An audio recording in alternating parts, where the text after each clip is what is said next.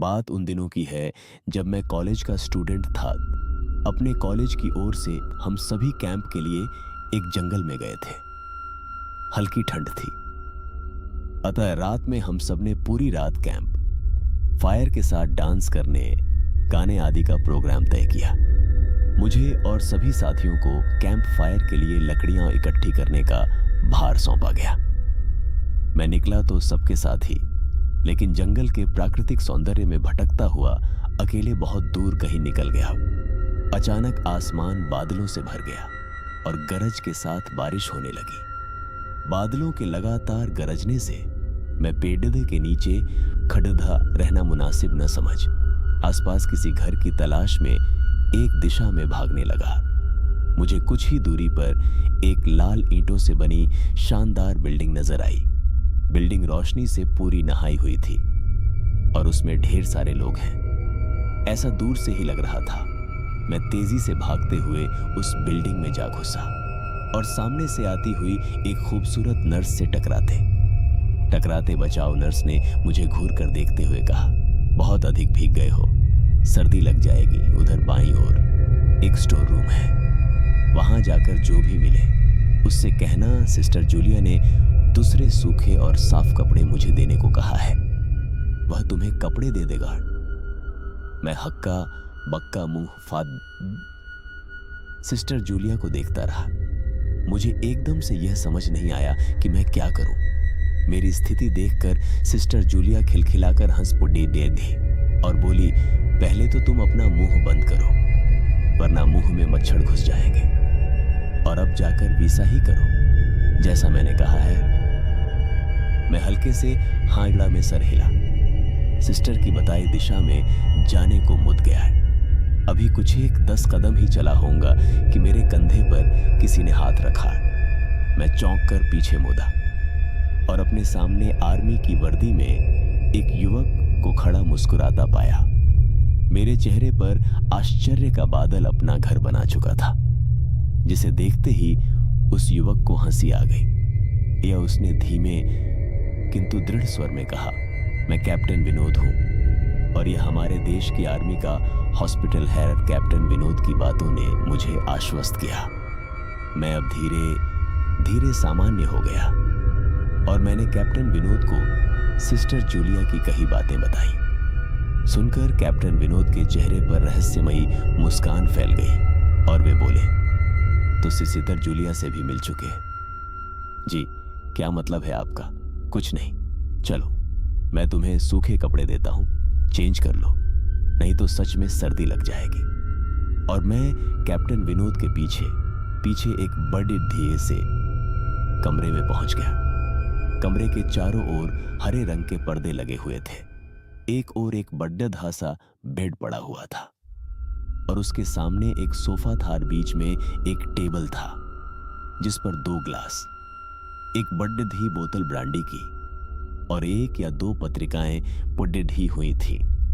कमरे के एक कोने में एक बड़ी सी अलमारी थी जिसमें से कैप्टन विनोद ने एक आसमानी रंग का कुर्ता पायजामा निकालकर मुझे दिया और कमरे से लगे बाथरूम की ओर इशारा किया।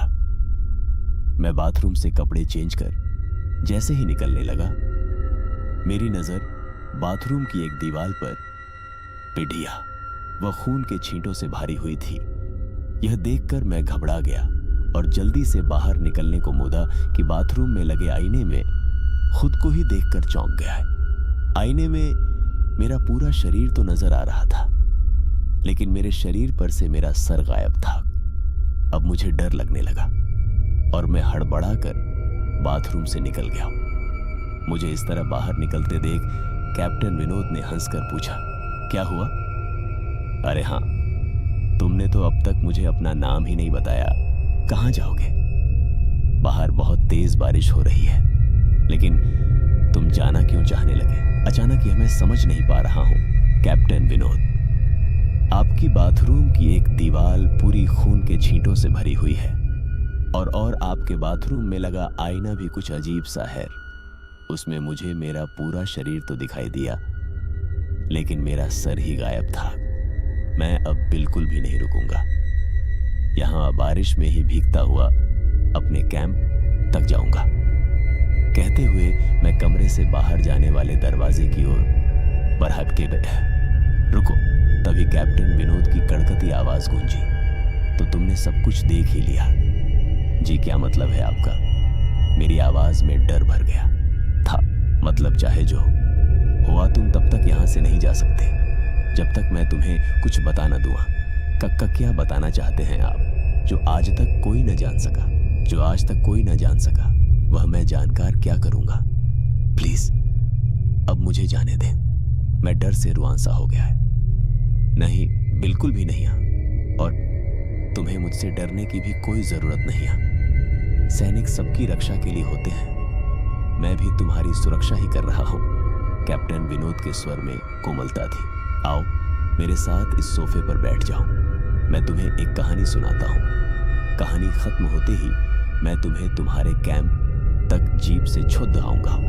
वैसे भी तुम अपने साथियों से काफी आगे निकल आए। वहां तक तुम अब चलते हुए शायद पहुंच ना पाओ। कैप्टन विनोद के स्वर में जाने कैसी आश्वस्ति थी। मैं जाकर उनके बगल में बैठ गया। कैप्टन विनोद ने कहना शुरू किया। दुश्मनों ने धोखे से हमारे अस्पताल को अपना निशाना बनाया। दुश्मन देश के 2 सैनिक हमारे सैनिक के वेश में एक हमारे ही घायल सैनिक को लेकर आए। वह घायल था और हमारे देश की सेना ने उसे बहुत ढूंढा लेकिन नहीं मिला था। शायद साजिश के तहत उसे घायल होते ही घुसपैठियों ने कहीं छुपा दिया था। अचानक अपने खोए सैनिक को अपने हॉस्पिटल में पा सभी खुश हो गए और बिना अधिक पिड़ीदयाश्ताल किए हॉस्पिटल के गेस्ट रूम में घायल को लेकर आने वाले छद्म वेशधारियों को ठहरने की इजाजत दे दी गई। अभी उस सैनिक का इलाज चल ही रहा था कि जोरों का ब्लास्ट हुआ और पूरा हॉस्पिटल एक पल में खंडहर में तब्दील हो गया। लेकिन हॉस्पिटल तो अपनी शानदार स्थिति में खड़ा है। मेरी बातों को अनसुना कर कैप्टन विनोद ने अपनी बात जारी रखी। कोई नहीं बचा। उस ब्लास्ट में न दीवार पर पीढ़े खून के छींटे भी उसी ब्लास्ट में मारे गए हॉस्पिटल के कर्मचारियों के हैं। हाँ, पर यह हॉस्पिटल तो मुझे खंडहर नहीं दिखता। जवाब में कैप्टन विनोद के चेहरे पर रहस्य भरी मुस्कान फैल गई और उनका चेहरा अजीब से भावों से भर गया। मैं उनके चेहरे को देखकर अंदर से दहल गया है। फिर भी मैंने हिम्मत कर पूछा, आप उस ब्लास्ट में बाग कैसे गए? सुनते ही कैप्टन विनोद ठहाका लगाकर हंस पड़े और मुझ पर एक भरपूर नजर डालते हुए कहा, यह कहानी आज से मात्र 10 वर्ष पहले की है और मैं तो आज से 50 वर्ष पहले मर चुका हूं। इसके आगे उन्होंने क्या कहा मुझे कुछ नहीं मालूम हो। चेहरे पर गीलेपन का एहसास जब काफी हुआ तो मैं जैसे नींद से जागा। मुझे घेरे हुए मेरे सभी सहपाठी और टीचर खड़े थे। मेरे आंख खोलते ही मेरे सर ने कहा, थैंक गॉड तुम्हें होश आ गया। तो क्या मैं बेहोश था? हाँ, तुम जंगल में जाने कहां भटक गए थे। जब सभी लौट आए और तुम नहीं आए तो हम सभी मिलकर तुम्हें ढूंढने निकले।